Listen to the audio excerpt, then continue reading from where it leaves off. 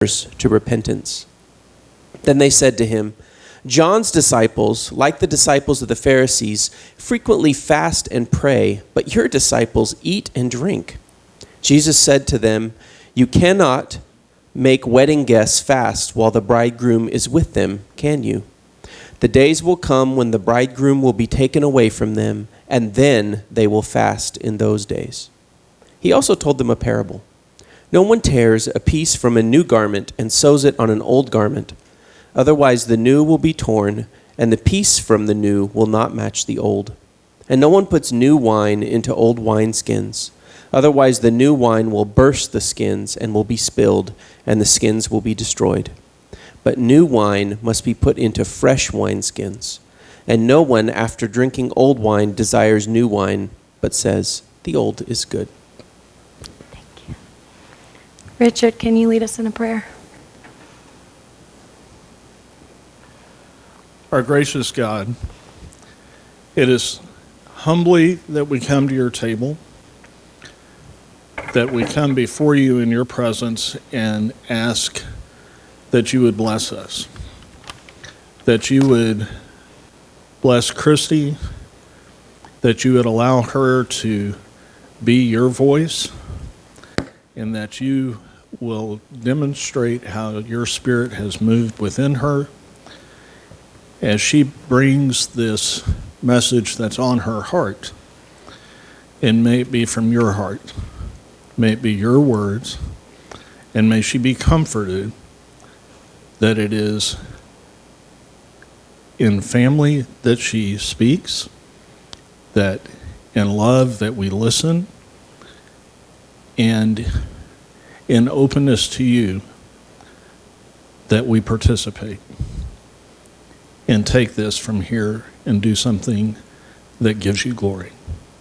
Amen. So I find it's best when I'm going to public speak if the first thing I admit is I am so nervous. I did have a pretty upset stomach this morning, and I've been scared to talk to y'all. When I signed up to do it, again, my hand was moving before my brain was really processing what was going on. Eventually, my brain caught up and was like, what did you just do? Your whole name is there.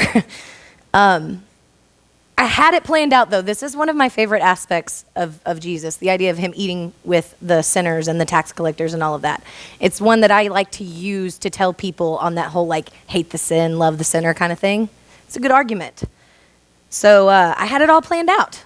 This is what I'm going to say. This is how I want to do it. It's going to be about who's worthy to be at the table and all of that. And I had it all planned out for about 24 hours.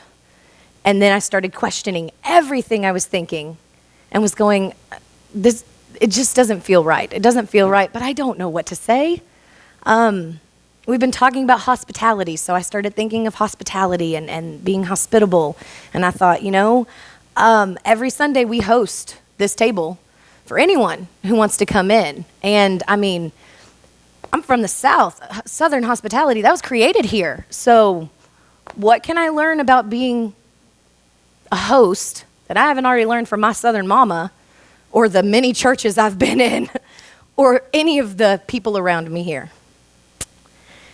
And that's when he hit me with it. When I finally just stopped trying to say I knew what I was going to say, and I was like, I'm just going to read it, keep reading it, think about it. You tell me.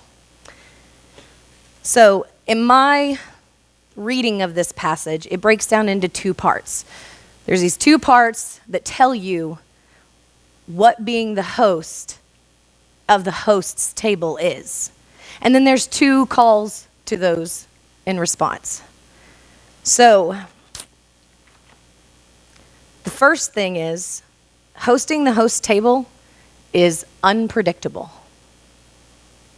You never know who, what, when, where, why, and half the time you don't know how until you get there.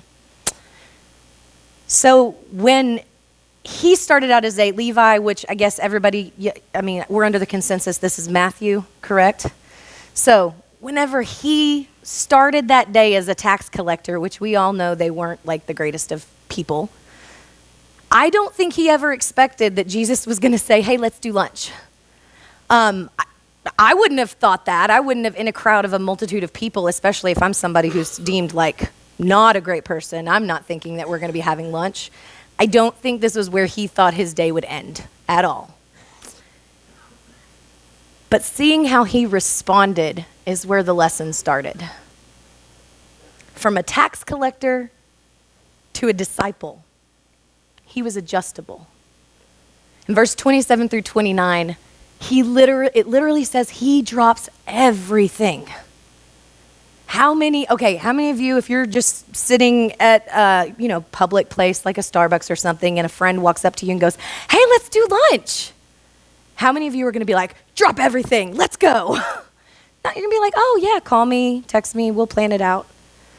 He was completely adjustable. He didn't care what was on his schedule. He just dropped it and said, "Let's go."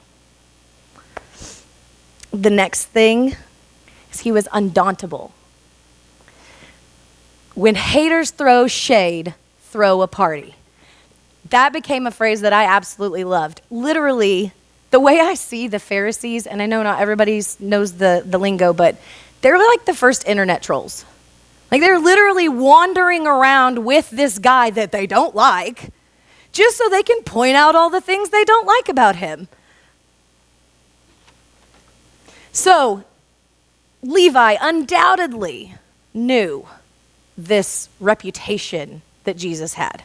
The Pharisees were walking around telling everybody all the terrible things he's done, and I'm sure he had this reputation rolling in, like, oh, he's the guy that's questioning everything, that's pushing the Pharisees, and, this is that guy. Levi was a tax collector, which means he was up in that office, right? And usually the people that are up in that office are pretty cool with the Pharisees. They're like, "Hey, we don't care. We'll just do whatever y'all say, and we won't do that." But Levi, he doesn't just have lunch. He doesn't just have lunch. He throws a huge party. A party where he invites all of these other people that are in the same position as him, even though they knew what his reputation was. They knew everything that the Pharisees were saying about him. He was fearless because he knew who he was with. So he just threw it all down and threw a party. The second part of this is hosting the table is uncomfortable. I love the phrase, lean into the discomfort. It became something that I am uncomfortable. I'm uncomfortable right now. I'm uncomfortable a lot because a lot of times I feel like I need to say something or I don't need to say something. And then I'm like, what do I do? And does this feel awkward? And am I making the right decisions? But that's the thing. They don't call them growing pains for no reason. Imagine you're at a dinner party and most of your guests are not necessarily the greatest of people. They're tax collectors. So imagine you're having lunch with a bunch of politicians. And then the only other people at the dinner party are people that want to murder you. This sounds pretty uncomfortable, right? Would anybody be comfortable sitting at a table with a bunch of politicians and then people that want to murder you? It's an uncomfortable place to be. But in verse 33 and 35, Jesus makes this excellent point that it's a celebration. When he's with them, that is the perfect time to celebrate. And sharing the host's table with people, that is a perfect time to celebrate. The idea is that he was literally with them, so why should they fast? Our groom is here, like the party is here. Why should we be fasting? Why should we be doing any of that? We need to celebrate. And if you think about it and try to compare it to today and say, oh, well, he's not physically here now. But that's the thing. So when he died on the cross, the Holy Spirit got to stay with us. So he is here now. We have no reason to not celebrate that table.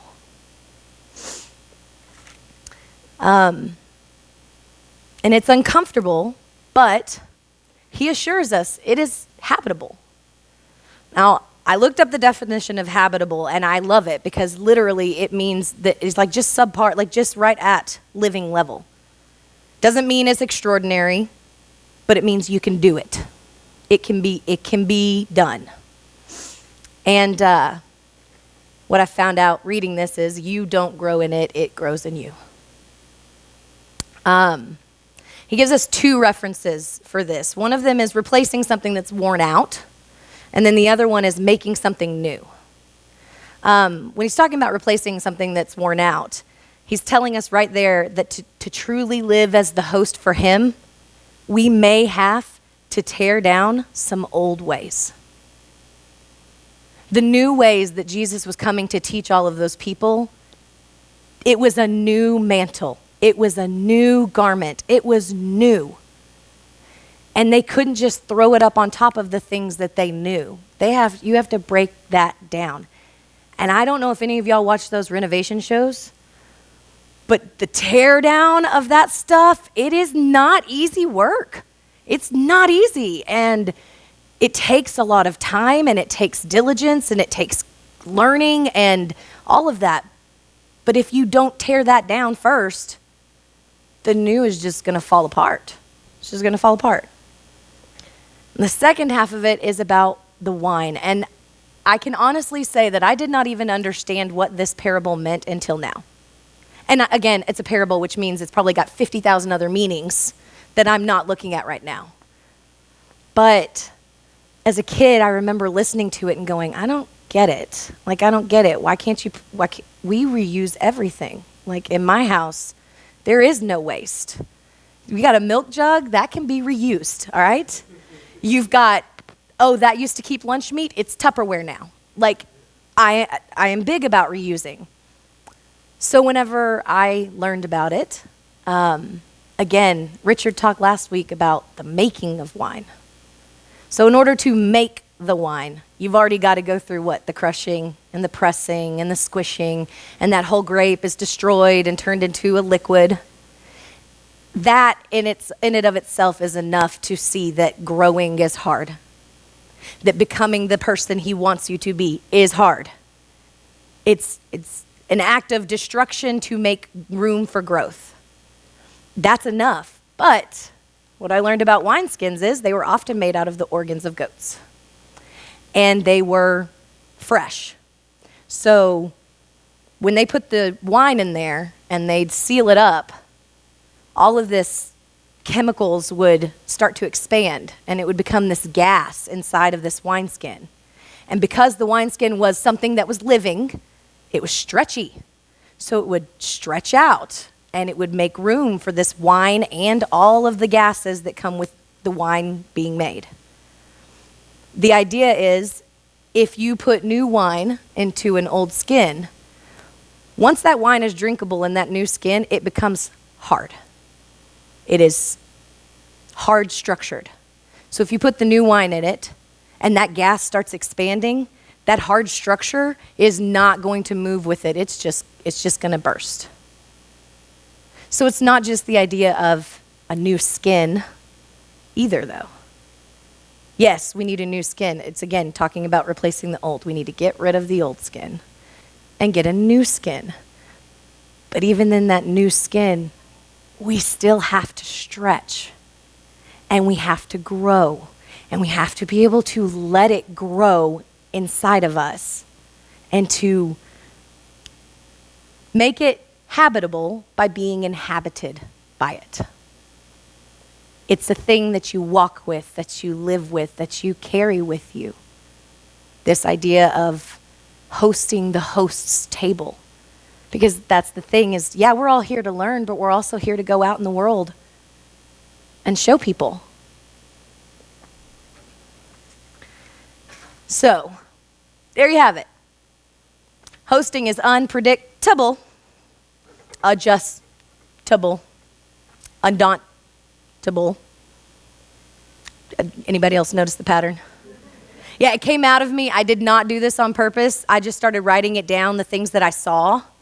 And then suddenly I looked back and I'm like, oh my gosh. well, that just proves how much bigger you are than me. It's all about the table. Hosting is all about the table. And we always bring it back to the table. And when I got to that point, I'm like, that's a good point. It is all about the table. And then, God kind of smacked me over the head one more time and said, well, you think you're the host. You think you're the host. We think we're the ones that host this table. No. We actually are the table. He's the host. We are heavenly lumber that is put into messy human hands. But we have this amazing carpenter that walks alongside of us, and we start building ourselves. And yeah, occasionally we mess the plan up and a bar looks weird, or, some paint chips, or, some of us are like me and have a screw loose or 2 or 3 or 4. But that's what he's doing. He's the carpenter. He's building us up. If we're the table, then all we have to do is stand there and put that out. We stand there, we raise up. This is what he's done. This is how far he's taken me. This is what he's done. And I thought, but what kind of table are we if we know we can't be perfect? Has anybody ever had a table in their lifetime that wobbled? I don't think I know anybody who's never not had a table that wobbled. Did it stop you from eating at it? No. You just kept going to the table because that's where the sustenance was. We are never going to be perfect tables. We're never going to. But that doesn't matter. The structure doesn't matter at all. All that matters is what's on the table for offers. Instead of thinking of it as us going out places and hosting the host's table for people to come to, we really should just be going out there and going, here's what he's done to me. I'm just going to present him to y'all. And then just let y'all make your own decisions, let you decide it. Because I'm not in control here. If I'm the one hosting it, then this party's going downhill because I am not perfect. And I'm never going to be. So I guess my question to y'all is, what kind of table do you want to be? You want to be the table that holds this up? Knows that it's uncomfortable? Sometimes you got to be in the uncomfortable places.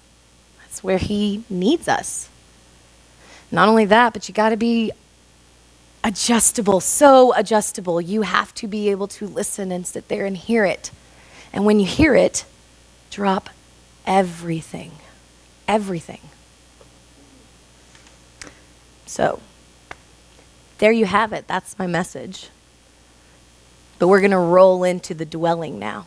Because what's great about it is the dwelling comes right after this. So, Levi throws this party, and the Pharisees are talking their smack like they've been doing. That's all we've been hearing about the Pharisees. They're literally following him around and just dissing him. So then it rolls into this. And I'm gonna read it. At that time, Jesus went through the grain fields on the Sabbath. His disciples were hungry and began to pick some heads of grain and eat them. When the Pharisees saw this, they said to him, "Look, your disciples are doing what is unlawful on the Sabbath." And he answered, "Haven't you read what David did when he and his companions were hungry? He entered the house of God, and he and his companions ate the consecrated bread, which was not lawful for them to do, but only for the priests. Or haven't you read in the law that the priests on Sabbath duty in the temple desecrate the Sabbath and yet are innocent? I tell you that something greater than the temple is here. If you had known what these words mean, 'I desire mercy, not sacrifice,' you would not have condemned the innocent. For the Son of Man is the Lord of the Sabbath." Going on from that place, he went into their synagogue, and a man with a shriveled hand was there. Looking for a reason to bring charges against Jesus, they asked him, "Is it lawful to heal on the Sabbath?" He said to them, if any of you has a sheep and it falls into a pit on the Sabbath, will you not take hold of it and lift it out? How much more valuable is a person than a sheep? Therefore, it is lawful to do good on the Sabbath. Then he said to the man, stretch out your hand. So he stretched it out, and it was completely restored, just as sound as the other. But the Pharisees went out and plotted how they might kill Jesus. That gets me every time. They just watched a miracle. If you just watched a miracle, could you plot to kill the person? If you watch somebody heal somebody, I don't think I could. I don't think I could. I think I would just stand there in amazement. So, as we go into this dwelling and y'all take the time to find a partner and talk it out, here's what I want you to think about it. I want y'all to ask yourself the same questions for the words I listed. What's uncomfortable here? What's unexpected? How are they adjustable, undauntable? What's celebratable? And what's habitable? If you were one of these people in this situation, how would you respond?